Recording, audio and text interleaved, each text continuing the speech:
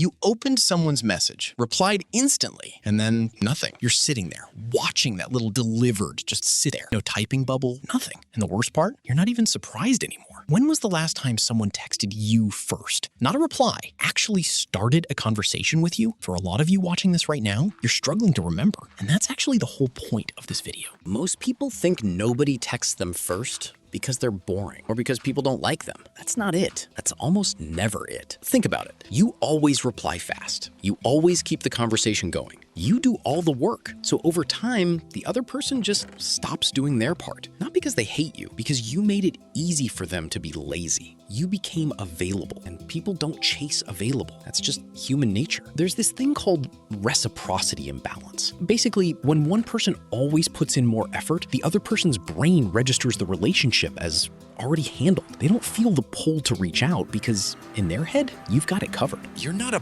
person they miss. You're a task that's already done. And I know some of you are thinking, okay, but I can't just stop texting people. That feels fake. I get it. But there's a difference between being genuine and being the only one keeping things alive. One is friendship. The other is just maintenance.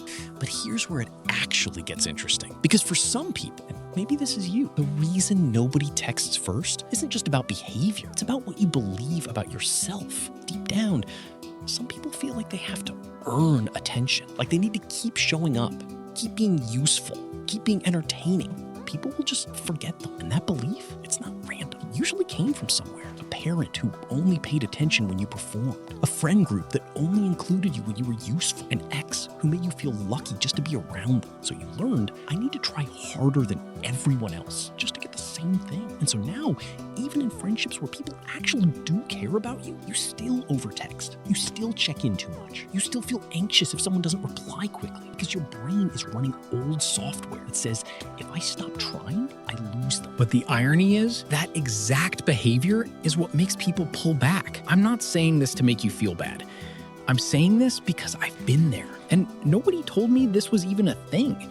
I just thought I was bad at keeping friends. Turns out I was just bad at letting them meet me halfway. Okay, so what do you actually do about this? Because I hate videos that just explain your problems and then go, believe in yourself, and call it a day. So let's be specific. Stop filling silences. When a conversation naturally ends, let it end. Don't send a random meme 2 hours later just to keep the thread going. Silence isn't rejection. It's just a pause. Let people miss you a little. You can't miss something that's always there. Watch who matches your energy. The people who actually reply with effort, who ask you questions back, who remember things you said, those are your people. The ones who only reply in one word when you write paragraphs, that's not a friendship waiting to happen.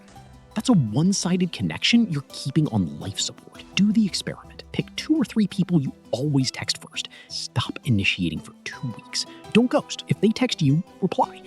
But don't start anything and just see what happens. Some people will reach out. Maybe not immediately, but they will. And some people won't. And that answer is going to be painful, but it'll also be really, really useful. The goal isn't to play games. It's to stop playing a game you can't win. The one where you're trying to love people into caring about you. That doesn't work. You can't effort your way into someone's priority list. The people who actually want you in your life will make it obvious. And the people who don't, no amount of good morning texts is going to change that. If nobody texts you first, it's not proof that you're forgettable. It might just mean you haven't given the right people a reason to miss you yet. Or it means you've been spending your energy on the wrong ones. Either way, that's fixable. You're not the problem. The pattern is. Do the experiment I mentioned. Seriously, 2 weeks, and then come back and tell me what happened. I want to know. Because I think a lot of you are going to be surprised by who actually shows up. Anyway, that's all for today. Take care of yourself. And for once, let someone else text first.